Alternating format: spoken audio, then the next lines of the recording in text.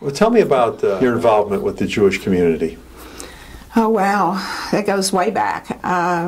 In high school, I was in like Young Judea, and I was the treasurer, and I had the money in a jar, and I don't know what happened, but we lost the money in the jar. My mother said, "You can never be treasurer of anything ever again." I said, "I promise I won't," and I wasn't ever. What happened to that money? We don't know. It just disappeared. Then I was active in BBG and Hebrew school and Sunday school. Okay, when I was growing up in Dallas, the community was pretty tight, and you knew most everybody back then, the Jewish community.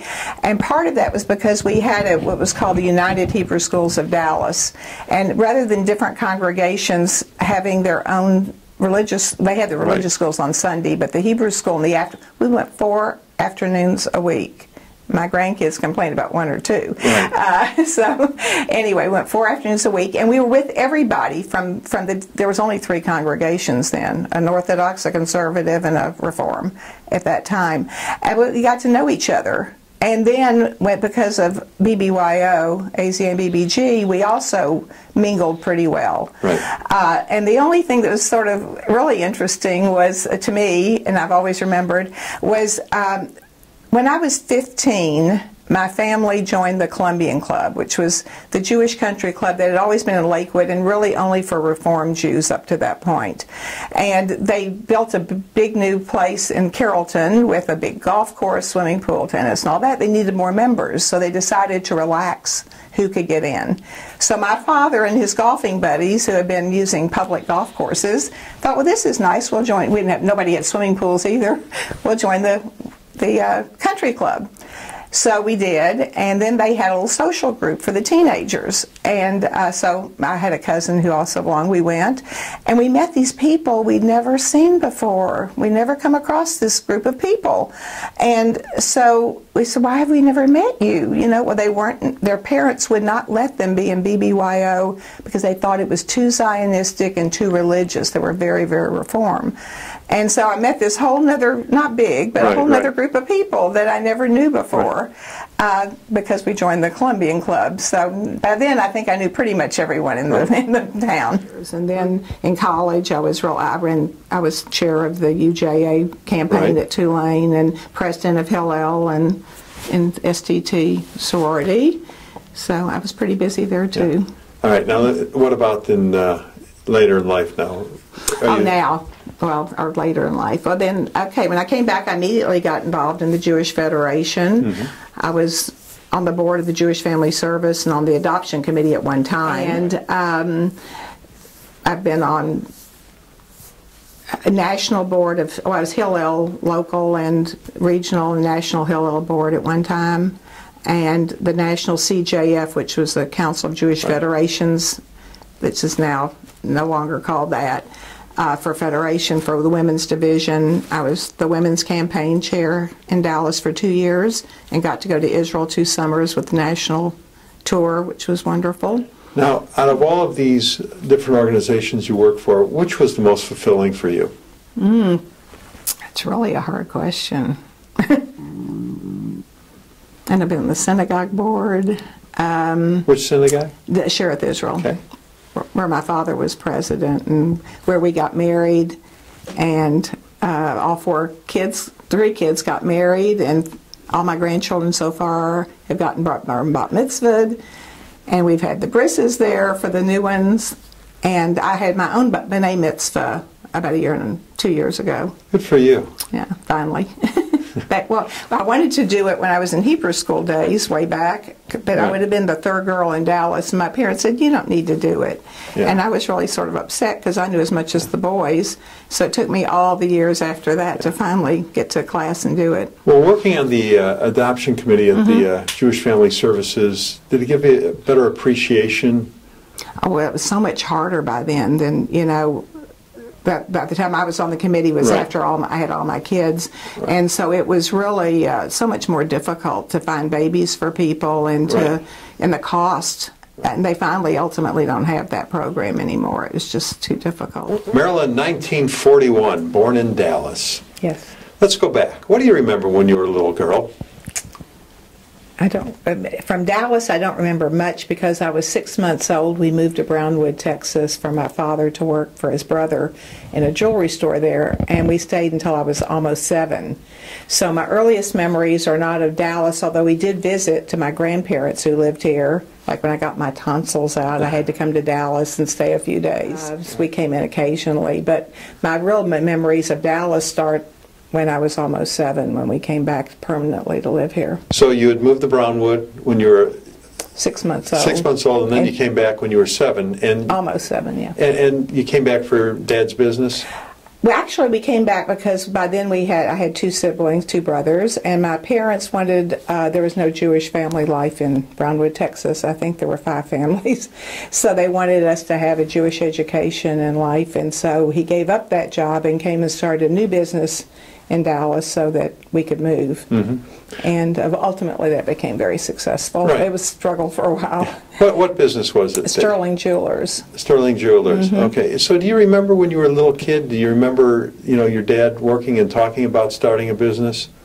Oh, yes, and my mother also helped him start it about the time my sister was born in Dallas. So she had a newborn at home, and they both started this business sort of at the same time. And she always worked with him, the 2 of them. Talk to me about your grandparents. Do you remember them at all? My father's parents, who were from Dallas, in fact, my grandfather came here about 1890-something. She came in 1899. Where did they come from? He came from Poland through Philadelphia and had a citizenship there in the 1880s. And then I was married and had a child. His wife died, so he brought his child and came to Dallas ultimately and met my grandmother, who was younger.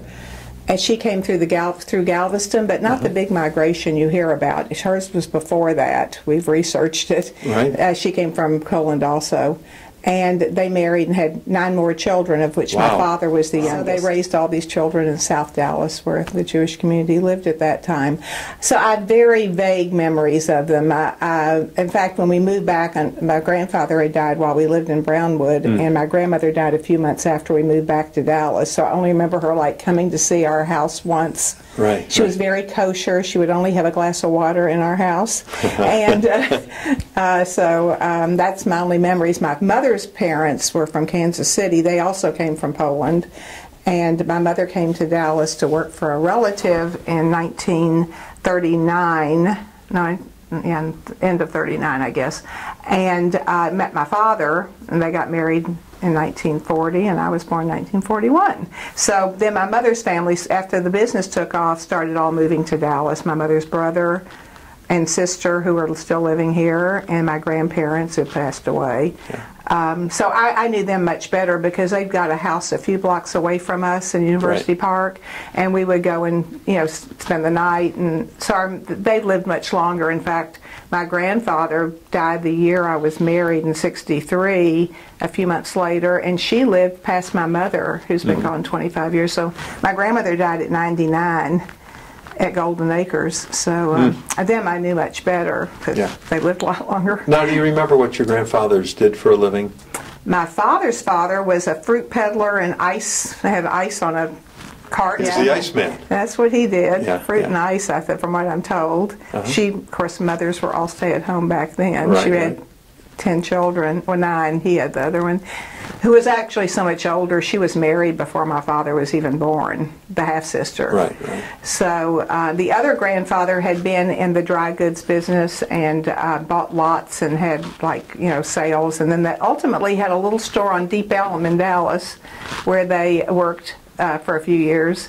Then he went to work for my father and mother's business, and he would meet people at the door and greet them and say hello. When your dad's business started doing well, did he ever talk about what it was that helped it get to that point? They were struggling. They had a little wholesale type jewelry and silver and business in a little room in the Mercantile Securities building in downtown Dallas, and they were having a really hard time making a go of it. And so they decided they would put a little ad in the Dallas Morning News, and it was for a Ronson lighter, which was a big thing back then. In those days, nothing was discounted, so it was a retail $10.95 for $7.95, right. something like that. It was like a miracle that the the person that puts the newspaper pages together. That day there was a national ad for Ronson lighters, and they thought, well, that's a good place to put this ad right below it. This giant ad with the retail price.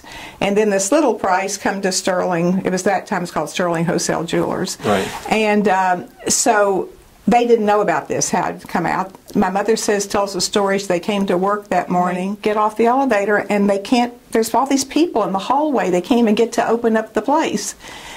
It was nobody discounted in those days, and the people were all lined up to get in to get this lighter, and ultimately heard about what else they had with the diamonds and the watches and everything else. And after that, they moved to a bigger space across the way, and then they ultimately had several stores in the Dallas area. I have an uncle in Houston who went into the same business, and then they sort of combined forces for a while. Where did you go to grammar school? University Park Elementary. Okay, what do you remember there? It was a very good school, and I got a great education. There weren't very many Jewish students, and so there was one other girl in my class. We got to bring the menorah for Hanukkah to explain the holiday. All through the Highland Park schools where I graduated, my friends and I were very involved, either the synagogues, temple, or in ACA and BBG, and we really were oblivious that we were sort of left out of their social life. They were in the Dallas Country Club, which we didn't even know existed. Right. So, I don't know, we were just innocent bystanders there, I guess you'd say. But they had a great education. I'm still somewhat active in the Alumni Association, and, it was really good. And where was high school? At Highland Park High School. Highland Park Junior High, Highland Park High School. Okay, and tell me a little bit about high school life. We had great sports teams. We won the state championship in football, baseball, and basketball, and I think tennis and swimming the year I graduated. So that was exciting. We were all involved and went to all the games. Were you a participant or a spectator? No, I was a spectator in that. Okay. Now, I did participate in the intramural league they had for the girls, when I played basketball and volleyball. Yeah. And but we would get in the bus to go to baseball games out of town schools and football. Now, you were born the year of World War II. Mm-hmm. Did that war affect your family at all that you know? Well, it did in that my father was drafted in Brownwood, but luckily his personal doctor was there at the board the day he went, and he had already had hemorrhaging ulcers at in his 20s. So the doctor knew he could not serve, so he did not. But there was an army camp right at Brownwood. And so there was a lot of activity in the city because the camp was bigger than the community. And that helped the business there, where my father was working for his brother's jewelry store managing it. So they were busy. Whenever payday came, they told me in the Army, my mother would have to go down and help too in those days. And then one of my earliest memories is they said they were having a party at the house, and we had to stay in their bedroom. And I looked out the windows, and they had a big movie screen in the backyard, and they had all these, it was like a USO type of party, and they had all the soldiers and women, and they were coming in the house to use the bathroom, and they had beer and watermelon, and that's one of my first memories, and that was obviously during the war. I have a picture of me standing when they had a parade when the war was over downtown Brownwood, but I honestly don't remember it. Now, in high school, when you would come home, there's a famous TV show that a lot of the high school kids watched. Do you remember that? American Bandstand. You got it. I did. Do you remember Dick Clark? I do. I would also come home and listen to radio when I was even younger, and then I would watch American Bandstand as I got to be a teenager. Now, after high school, was it to work or to college? College. Okay, where did you go to college? I went to Newcomb College of Tulane in New Orleans. And my second year, I met my husband. We both had graduated high school at 17, so we met at 18. When we were both 18. We're 13 days. He's 13 days older. Okay, good. 13 days every year I'm younger. Yeah. And so we dated through college, and then after another year, he went to law school after his junior year in a combined program of college, and I came home and taught school in Dallas for a year. And then we got married, and then I went back to New Orleans, so he finished law school. Then he had an ROTC commission, so he had to go in the Army, and we went to Germany for 2 years. Now, when you were in your 20s, it was a very unsettling time in the United States, in the 60s and whatnot. And there was the hippie movement. Everybody was a hippie back then. How did this affect you? Not me at all. Okay. Because I was already in '62 through with college. We're a little too old. Okay. Kind of watched it from the sidelines. Yeah, we knew about it, but we had nothing to do with us. Germany, what was it like in Germany? Oh, that was another interesting experience. First of all, when we got married, we decided we were going to have a baby right away. Well, we didn't. So the doctor said, well, maybe you should adopt. You're going to Germany. There's probably babies there. You should go get one there while you're in the Army. So we went to my husband had a translator from his unit come with him, and we went to the Red Cross, we were told took care of this. And they said, well, in Germany, the law is the baby must be the same religion as the parents. And we haven't seen a Jewish baby since before the war because the Jewish community would handle that if there were a baby available. So we can't help you. So that was the end of that one. Yeah. So then we went to see the Army rabbi who was the head chaplain for Germany and who was in Heidelberg, not far from us. We were in Mannheim. And said, you know, if you ever come across a baby, he said, I just had a baby last month from a colonel in Frankfurt's daughter, and of course that's gone, and I don't know I'll ever find another baby. Well, a few months later, he called, and there was a baby in Heidelberg where the parents wanted to give up the baby in the Army hospital, and so that was our first son. So, German citizenship. He has American citizenship because he was born in the American. He could if he wanted, but we never told him. Yeah. Because he was born from American parents, the American Army hospital. He had American citizenship. Okay. Now, I know it was, after the war, nearly 20 years after the war. But how did the German people, how were they to you guys? We couldn't get Army housing because he was only in for 2 years and there was a shortage. So we lived in first downtown Mannheim and then in a village. Mm-hmm. When we lived in downtown Mannheim and we had the baby, ultimately, who lived in my bedroom, and at night we put him in the living room. But it was a nice place in an office building that was like a condo. The owner, when it was time to leave, we found a bigger place in the village. She said, come to my house and have tea and we'll settle up, because they count everything. It was furnished. Right. Like every knife, every scissors, such an accounting. What happened to this, But anyway, so I took, of course, the baby with me. I always took him everywhere with me at that time. And this was... he was by then maybe 6, 8 months old. I can't remember exactly. No, it must have been near a year, because my parents were coming to visit for his first birthday, and they'd never been to Europe at that time. Mm-hmm. And so she spoke German to her best I could, and so we're going. Everything's going fine. And I said, my parents are coming to visit, and she said, oh, and she said something I had no idea what the word was. So she brought me a dictionary to show me christening. Well, we never talked about being Jewish while we were in Germany. So I thought, oh, well, I'm moving out. So I said, no, ich bin Juden. And she went, Juden? I mean, I didn't even know for sure the word. And she's going, nine. I went, yeah. And your husband, she's asking me, yes, my husband, me. She was like, and she just sat there like frozen. And I thought, usually my inclination is to relieve people of not being comfortable. I thought, I'm going to wait and see what happens. I didn't say anything. I just sat there. Wow. And she sat there, and you could see her mind just spinning with what to say. Yeah. And finally, in German, she said to me, I had a Jewish friend before the war. Oh. So I said, that's good, and that was the end of her.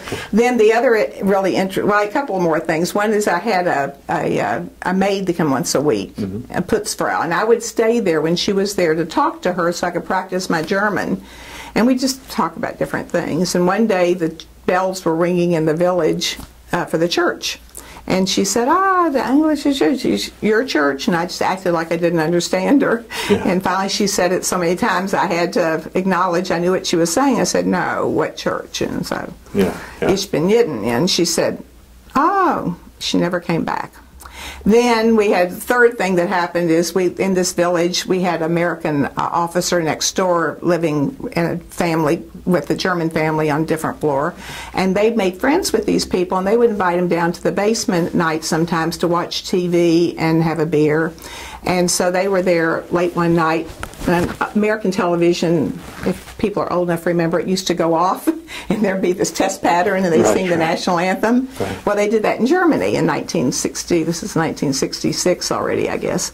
And she said that this couple who were Protestant came to see us one day and said, we're very upset, we're very concerned. We said, well, what's wrong? They said, well, you know, they had us down to the basement like usual, but we were there late and the TV went off and the national anthem started. And there's words that are forbidden now in Germany. From Hitler's day, it was Deutschland über alles, that they can't sing that part, Germany overall. So they all stood up, sang it, and Heil Hitlered the Germans in my family where they were living. And they were just horrified, you know. So they came to tell us, of course, so we could be more comfortable living next door to this. But it was, nothing ever happened. It was just unpleasant to know about it. Wow, yeah, certainly. Well, now you come back to the States. Mm-hmm. Where do you guys settle down? Here. And what do we get into? I went to work. Harrell, he had Louisiana law. His family, no one ever left at that point Louisiana. Right. And it's different than all the other states. And so I knew when I married him we would have to live in New Orleans, even though it wasn't very nice compared to Dallas. But I knew that. So once we had a child, he started thinking about it all. And he found out from correspondence with his friends from law school that the jobs were not there. No one had a job unless it was a family law firm. Right. We knew the housing was not good. The schools were terrible. The economy was sinking. It's never really been good there. And so unbeknownst to me, he was thinking about all this. And one day he said to me, I think when we leave here, we're going to go live in Dallas. And I was just amazed. Yeah. And I know, as I used to say to her dying day, I know my mother-in-law probably thought I put a gun to his head, but I promise it was all his idea. Well, I was thrilled, of course. My family was so thrilled. My parents sent him all the law review books for the Texas bar to Germany so he could start. But anyway, so when we left, then we came to Dallas. So he had to go back, and he audited classes at SMU for almost a year to get that kind of law under him and take the bar, which he had to go to Austin in those days to do, which was during the Six-Day War in Israel. And he said he allowed himself like 10 minutes every hour to listen to the radio or TV in the hotel where he was studying for the bar, because he'll never forget that part. Right. But in any event, so then we were in Dallas. We had an apartment. I worked at my family store at Sterling's, and we had a sitter for the baby. And he was studying for the bar. Then he passed the bar, and he opened his own law practice. And then we got a house, and then we put in to adopt another one through Jewish Family Service. We were the second one in Dallas to get a baby. And in those days, you had to go to whatever city if a Jewish baby was born. I know the first family, I think, had to go to Denver. So we were just waiting to have to go somewhere. And one day we get a call. We have a baby. It's so funny. I was working on a Federation campaign for Younger Set, and we didn't have call waiting back then, so the operator interrupts. I have an emergency call. Wow. Okay, so I hung up to whoever I was talking to, and it was the Jewish Family Service, because they've been trying to get me, and I was on the phone so much. We have a baby. You have to, are you interested? And I said, well, yeah, of course. And she says, well, this is the weight, the height, blah blah blah. And I said, oh, that's wonderful. And it's at the Gladney home, and because it's a Jewish baby, they call Jewish Family Service to come take the baby. So I said, oh, great, I got to go. I got to call my husband. She said, wait a minute. And so I said, well, what's wrong? She says, don't you want to know what it is? And it was so funny is because when we would go to these meetings to be interviewed to adopt, they would say, do you have a preference for a boy or a girl? Right. And every time my husband would kick me under the table because I thought, well, I want a girl. But obviously I really didn't care. I forgot to even ask. And so we laughed about that a lot. Then we went to got our second son. And who's now married and has 3 kids. And the first one is not married. He's the greatest uncle in the whole world. And then after a few more years, 6 more I think, I got pregnant. It was like such a shock. And then he came a month early. I didn't have a name. I hadn't packed a bag. I don't think I ever really was ready for this. And 3 months later, I was pregnant again. And so I had 2 more boys, 12 months. Wow. That's rounded out the family. What was the happiest time in your life? Recently, had a really happy time because we had our 50th anniversary, June 30th. Yeah. So, and our kids gave us a party, and Yeah. there's so many happy times. In your lifetime, there's been so many big occasions on the national level. Mm-hmm. Of course, you were born during World War II. Your experiences overseas in Germany, Vietnam War, when you were a young lady. They tried to send my husband from Germany there, but he didn't have enough time left, so he didn't go. Okay. You know, the Kennedy assassination, the moon landing, something good in '69 for the first time. Of course, the tragedy of 9/11. Was there something that really stood out that you took notice of? In Kennedy, too. Like I said, I was teaching school that day, and they announced in New Orleans, and they announced on the loudspeaker just that he had been shot, and they dismissed the school. But I don't know, I stayed up all night to watch the moon landing. My husband went to bed. I thought that was a really exciting thing. The thing with Cuba and Kennedy and the missile crisis was scary there. I remember that. Vietnam, but only because we knew people who were going there to fight. You and Harrell have 4 boys, 6 grandkids, 1 on the way at the time of the taping. What advice does Grandma have for the next generation? Just to be honest, to not be afraid to show their feelings, just do their very best, and to be involved, and to continue the Jewish traditions, and be good people. Marilyn, thanks for doing this today. Oh, you're welcome. You did a great job. Thanks Thanks a lot. Great. Thank you.